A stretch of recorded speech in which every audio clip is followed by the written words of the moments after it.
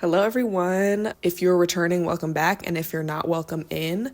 My name is Nora, and today we are going to be doing a year in review of Letterboxd, my Letterboxd Wrapped, let's say, I guess. I wanted to do a more calm video because I just did a whole lot of research for the last one and I just really don't feel like doing that right now, and I'm in the midst of finals, so this is just something easy. It still took a little bit of time. Let's get right into it and see my Letterboxd Wrapped. Okay, so how I made this is, babes, I'm not paying for Pro. I'm sorry, I'm just not doing that. So instead of doing the easy thing and just paying for Pro, I decided to make an entire spreadsheet of all of my movies that I watched and different, data surrounding that, and then put it together to make my own little Wrapped, It's like Spotify Wrapped, it comes out before the year ends. So it's basically the whole year. This is the first year I've used Letterboxd, so I thought this would be fun. Well, let's get into it, okay? Okay, so first we have my rating average. And honestly, these first couple parts are low-key boring, so I might just gotta speed run through this. Low-key, I'm gonna lay back. What do you guys think of that? I just want to lay back. Yeah, I'd say this is a pretty standard bell curve, Yeah, not much to say about that. Next, we have films by year. And looking at this, okay, I did not realize that I watched so many films that came out this year. I guess that sounds stupid to say, but I don't know, I felt like I watched a lot more oldies, but obviously not. Mostly in the 2000s too. I really thought I was that girl watching old movies. No, but that's okay. Okay, next, films by genre. This looks bad. I couldn't just put one genre for each film, so the graph just hey, doesn't really show anything of substance. I don't even know why I added this, to be real, but I thought it was cool. So next. Now we have films by month. So I watched 95 films this year. My highest month was July and December with 14, and lowest March and September with 3. I genuinely don't know how I went a month with watching 3 movies. What was I up to? I don't know, I guess I wasn't in my bag. Okay, continuing. These are the averages for each month, the rating average. And November was my highest rated month with 4. And I remember looking at the movies from November, it looked really good. Yeah, November was a great month. April and March both have the lowest at 3.5. And in March, I only watched 3 movies, and they were all of 3.5. And then April, it was more varied. I don't know which one's the worst. If you just watch all average movies or you watch some good, some bad. I don't know. Probably March, I'd say, was the worst month, just because I didn't watch any movies and they were all average. That's such a flop. Okay, here we go. Now we get into juicy stuff. Okay, period. So these are all the movies that I rated higher than average. And do we see a common theme here? I feel like maybe we do. Okay, so first we have Vicky Cristina Barcelona. Don't even play with me about this movie. Actually do not play with me. When I tell you this movie was so good. And I admit that I think a big part of it has to do with the fact that I'm fully in my Penelope Cruz era, okay? Her performance is actually so good. Literally do not play with her. With that being said, fuck Woody Allen, fuck Harvey Weinstein. I cannot escape them. You don't understand. Well, I can escape Woody Allen. I cannot escape Harvey Weinstein, bro. Miramax is ubiquitous, okay? I can't escape him. So, we just do what we can, okay? I can acknowledge that, hate that he was involved, but, the movie's so good. Okay, next we have Gia. I watched this literally in January, so I'm not gonna lie, I do not really remember how good this movie was, but clearly I really liked it because I rated it super high. So high, in fact, that I put it in my 4 favorites. I think I'm gonna have to go back and rewatch this and see if it really stands up. Maybe I was just a movie baby, and so I hadn't seen a good movie and I just thought this was really good. But I don't know, I feel like I still like it, Angelina Jolie was not to love. Okay, next we have Frida. I'm not gonna talk about this. Go watch my Frida video if you want to hear my thoughts on Frida, but excellent film. Wakanda Forever. That movie's good. You're not gonna convince me that's not, you know what I'm saying? I cried. Hey, I cried in the theater, okay? Not a lot of movies can say that they made me do that. People just, I think, like to think a little too deeply. In terms of cultural moment, no, maybe it wasn't as good as the first one. Just because the first one was, something we'd never seen before. But tell me the story of this one was not good. It was good. Head Over Heels also made a video about this. So go watch it. Also, maybe don't. I don't know how... The video might be kind of bad. I haven't watched it in a while. But yeah, this movie's just funny, fun time, And Shalom Harlow absolutely slays the game. I thoroughly enjoyed it. Not much more to say about that. Mario movie. Hey. This movie is objectively not that good. I watched the movie when I was high. Babes, it was a masterpiece, okay? Like, I was locked in. I know first of all, I'm never gonna rewatch this movie. I'm absolutely not doing that. But if I ever did, I know I wouldn't rate it this high. I absolutely know that I wouldn't, but it just happened to be the circumstances, okay? So just do with that what you will. Okay, next, Drop Dead Gorgeous. This movie was so funny. And the cast is insane. The cast for this movie is so stacked. It was so fucking good. 3.8 is still like low-key high. But yeah, I love this movie. There's parts of it that like really haven't aged well, which I'd say in my review. But like, yeah, it was so good. So funny. Okay, next, Devil Wears Prada. I had seen bits and pieces, but I finally I was like, okay, I gotta watch the whole thing like through and through. So I sat down, I watched it. Obviously, it's an iconic sleigh. Like, what more is there to say? Like, it's so good. It's actually, like, it's near perfect. That's why I rated 4.5. I was contemplating doing a 5, because it's really that good. Like, like, I'm sorry, I'm not gonna apologize. Like, this is my taste, and I'm not gonna apologize for that. Okay, next. Next is Pain Hustlers. Wait a minute, now, hold on. it was not that bad. Like, why are people rating it a 2.8? And every review was like, they want to be Wolf of Wall Street so bad.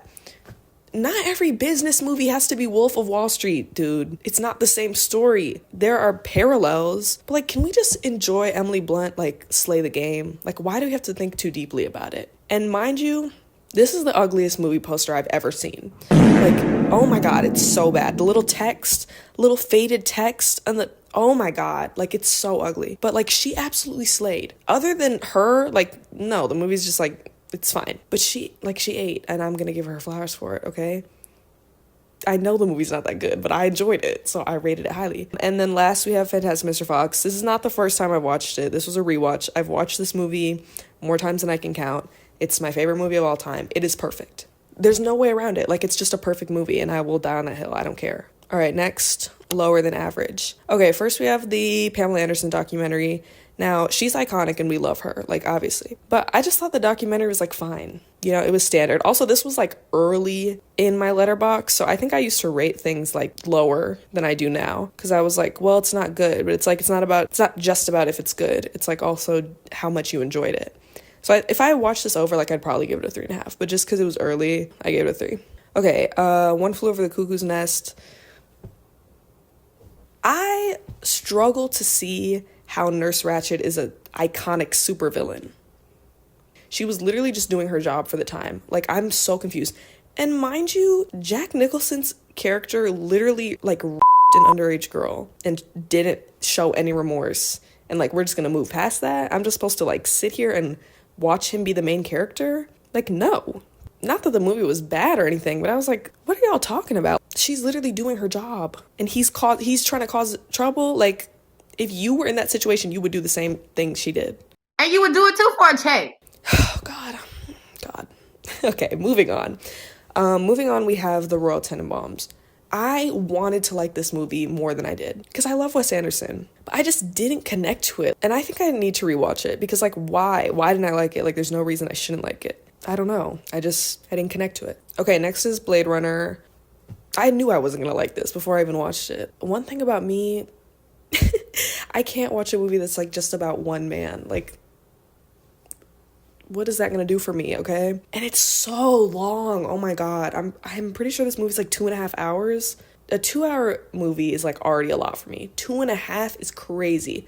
That's why, like, the day that I watch The Godfather, like, I don't even know when that's gonna happen, because a 3-hour movie, like, I can't do that. Anyway, and, like, it looks beautiful, obviously. But, like, it's, like, just him. And there's, like, barely any, like, emotional weight to the story. Also, it's, like, a remake, so, like, maybe I was missing context, because I didn't know that. Like, I thought this was an original movie. Yeah, I just didn't like it. And Ana de Armas barely even in it, so that was also disappointing. Curious Case of Benjamin Button. It was just, like, long and weird and not enough Cate Blanchett. Yeah, I just didn't like it that much. It was fine. It was just completely and totally fine, but I was low-key bored. And finally, we have No Country for Old Men, a film bro classic that I just wasn't rocking with it like that. Like, I don't know what to tell you. And mind you, like, there are parts of it that are really good. Like, some parts, like, I'm glued to the screen. And obviously, Javier Bardem gives a great performance. Like, of course, he won an Oscar for it. But, like, other parts, it's a snooze fest. Like, I'm bored. And, like, as I said before, it's hard for me It's hard for me to watch a movie that is like only about men. I'm sorry. Like, I'm sorry. But like, I can't do it. So that's gonna be that. Okay, next we have the films by the stars that were in them. This is showing the people that showed up 3 times in the movies that I've watched. And it's a lot of them. Some of them are because I rewatched Kill Bill like twice this year, so that's why like Lucy Liu and Daryl Hannah are in here. The rest of them, yeah, I think this is a pretty like solid group of people. We would love a little more diversity maybe, but yeah, this is solid. Like, everyone in here is iconic. Let me make sure I'm not saying anything too crazy. I mean, yeah, obviously some I love more than others, but there's definitely some iconic mothers in here for sure. Now, this is a group of people that I saw 4 times. Uma Thurman is in here 4 times because I rewatched Kill Bill. Surprisingly, Willem Dafoe was in 4 movies that I watched this year, which is like so crazy. But like, the rest of these people are like, that's Mother. I was deep in my Angela Bassett phase in the early part of this year. Oh, she's also here because I rewatched Black Panther. Salma Hayek, Mother. Penelope Cruz.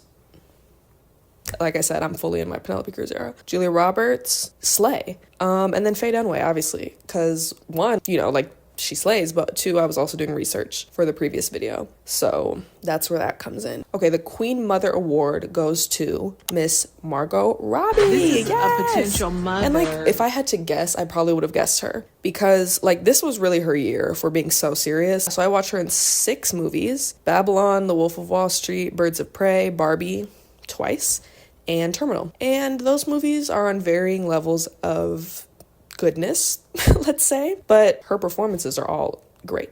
This was her year, definitely. Like, what more is there to say? That's Queen Mother. Okay, next, films by director. So I watched 78 different directors this year, which is like wild.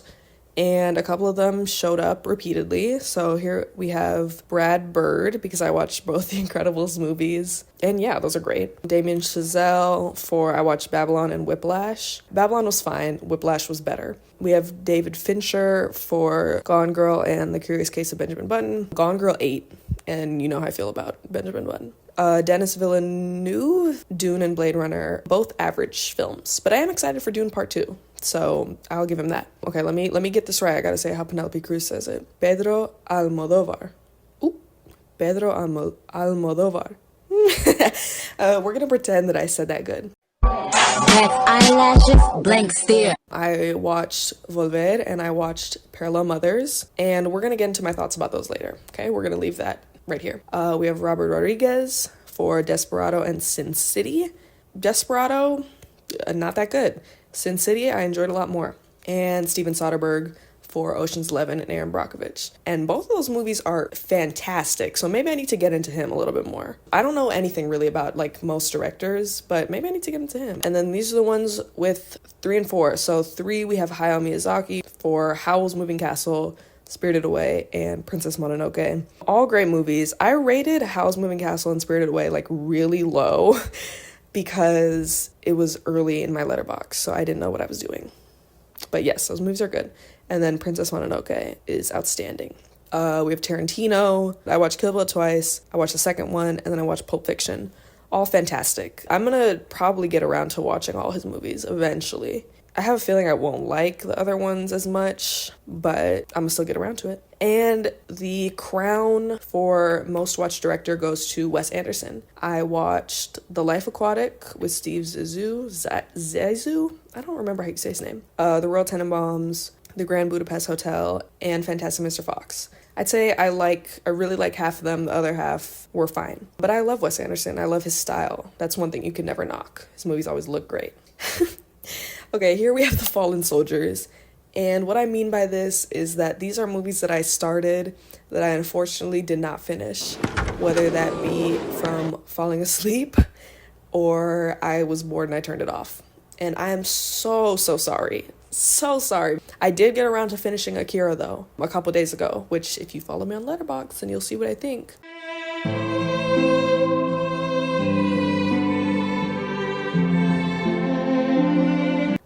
Now we get into the nitty gritty. These are the worst films of the year for me, okay? And they're in no particular order. I'm actually really not sure what I think is the worst, like the worst definitively.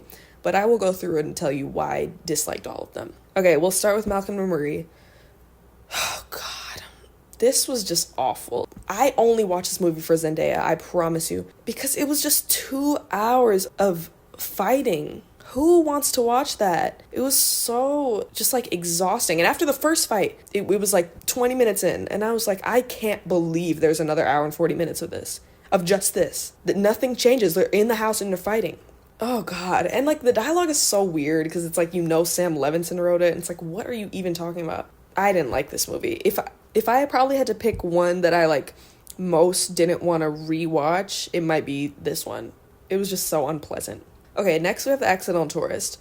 This actually, like, isn't that bad, if I'm being so real. Just the main character is so boring. He has such a boring voice. He's so boring. But Gina Davis gives an excellent performance. So that part of it was good. But my God, the main character is so boring. So that's why it's on here. Austin Powers Goldmember. This movie's just dumb and stupid. I only watch it because Beyonce was in it. And she looked great. I often wonder if she thinks about this movie and if she gets embarrassed or if she just wiped it clean from her memory. Debs. Bro, everyone on TikTok was hyping up this movie. I just didn't like it. And you know me, like, this would seem like it would be right up my alley, you know? No. It looked so ugly. Like, it just looked poorly made. And just, like, everything about it is bad. The only good part about it is that it's gay. Like, it's just not good. Charlie's Angels, it wasn't bad. It was just, like, a lot worse than I wanted it to be. Like, it's an iconic movie, so I wanted it to be better than it was. And, like, it's mostly just, like, kind of dumb. And the action is, like, so dumb. But, like, Lucy Liu absolutely slays the game in this movie. Oh, my God. She absolutely ate. But, yeah, it was fine. It was completely and totally mediocre. Soap Dish. This one, like, literally up until the last 5 minutes, I was ready to just rate it, like, pretty average. Like, yeah, there were some jokes here and there, but, like, for the most part, it was fine. And then the ending was just so weird. I was like, why did y'all do that? And I'm not going to get into that right now, but, like, just go read the reviews for it and, like, you'll see for yourself. Why did they do that? I guess that's just, like, the 90s for you. But, like, yeah, the ending was just weird and gross. Terminal, just a bad movie that happens to have Margot Robbie in it, so that's why I watched it. Yeah, it's just not good. It's just not a good movie at all. It's literally only good because she's in it. That one might be the objectively worst movie. Okay, The Happening, just weird movie with weird dialogue. It doesn't make any sense. Like, you just get dropped straight into it. And maybe it's because it's from the 1960s, so, like, I don't know what's going on, but, like, just weird. Besides Faye Dunaway. And this was the lowest rating I gave all year. I think this was the 1 star. All right. And then last but not least, we have Parallel Mothers. Almodovar, when I catch you, I was so hyped for this movie, you don't understand. She got nominated for an Oscar. I was like, oh my God, she's gonna slay. When I tell you I was so disappointed, there's just, like, so much. And I said all my reviews, so if you want to see, like, a detailed, but, like, besides her performance, everything about this movie, the main thing I hated is it was so ugly. You can tell that this is a Netflix movie. Everything about it is ugly. The shot, the framing of the shots is ugly. The lighting is ugly. The soundtrack is awful. And, like, half the time you can't tell if it's a green screen or if it's a real set. It's like, how did you even do that? Like, you had to try to make it look that bad, I feel like. And there were just things in it just didn't make sense. There was so much product placement. It was, like, kept pulling me out of the scene. It was just so disappointing, and I wanted it to be better than it was because I love Penelope Cruz. Penelope Cruz obviously gives an outstanding performance. Like, she wouldn't have got nominated for Oscar if not. Do better. I'm gonna need better from him. Him and Penelope Cruz work together often, so I'm probably gonna watch more of the films. And I'm getting more deep into my Spanish bag, so eventually, mark my words, I will watch her movies without subtitles, and I will understand. Trust and believe. And now, pivoting, we have my top films of the year, my favorites that I watched. And there are a lot, and I don't have one in particular that was my favorite. These are all great, and some of these I already talked about, so I'm just gonna skip over them. Pulp Fiction, great. I have nothing to add to the discourse about Pulp Fiction, okay? Like, everything that could be said about this movie has already been said, so we're just gonna move past. Spider-Man Across the Spider-Verse, I think is what it's called. Great, I saw it twice, and the second time was even better. It's just amazing, like, what else is there to say? Barbie, obviously, also saw that one twice. It was great. It was amazing. Queen Margot Robbie, it just slays. Soundtrack slays. Aaron Brockovich, What a fantastic movie. One thing about me, I'm gonna eat up a movie about white women lawyers. White women boss bitch lawyers. I'm gonna eat it up. Just like amazing. Just an amazing movie, amazing performance. Oscar was deserved. She slayed. Okay, Silence of the Lambs. Yo, I don't watch horror movies, okay? Like, I am not that girl. I do not watch horror movies. I hate horror movies. I don't want to be scared. But something in me made me watch this, and I was so pleasantly surprised. Like, what a good movie. And I understand that it's, like, problematic, okay? I understand the ramifications of the villain of this story, okay? That being removed, Jodie Foster and Anthony Hopkins give fantastic performances, and it's gripping and thrilling and nail-biting. It's so good. I was really pleasantly surprised by that. They Shoot Horses, Don't They? What a fantastic film. What a fantastic movie. When you know a movie's good when you watch it and you don't have anything going in your head about what am I going to write on letterboxd. That's when you know a movie's good, and this was excellent. Fantastic misery. And I low-key wanted to do a video about it because I know that it's based on like real things. Like the stuff that happens in this movie actually happened. But yeah, so good. My God. Princess Mononoke. Fantastic. This was my other 5-star of the year. It's just a perfect movie. Like, it looks beautiful. The emotions and the backstory of the characters are like, you understand all of them completely.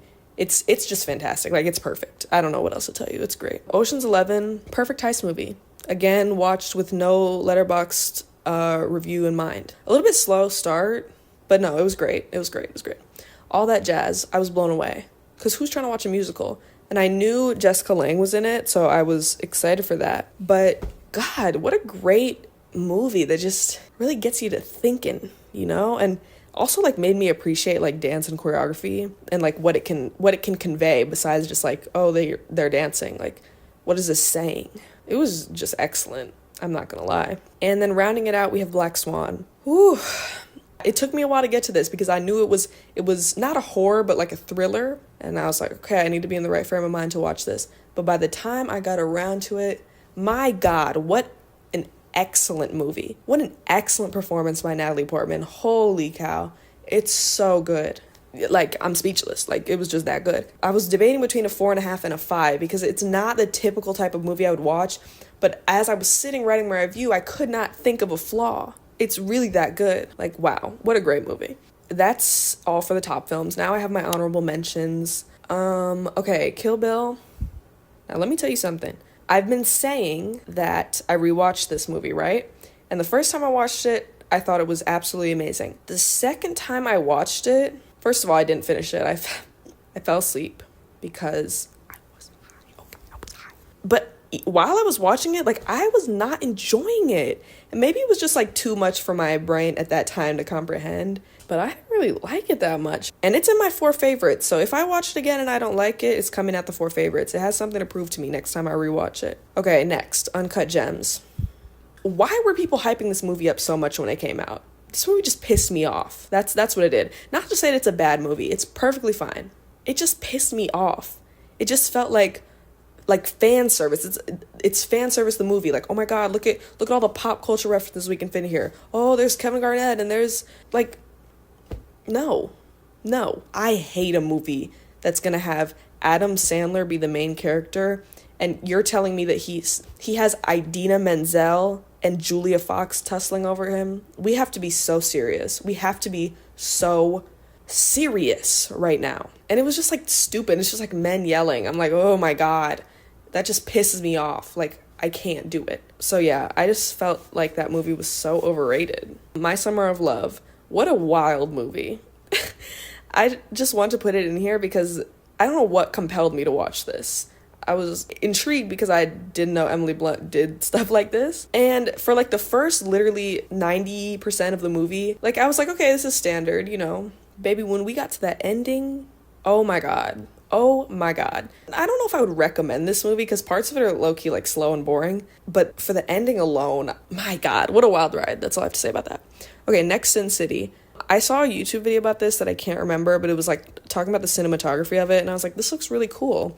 So I added it to my watch list and I got around to it. And I wasn't really expecting to like it, but it was a mother convention, okay? there was a lot of the girls in that movie, which I was so pleasantly surprised by.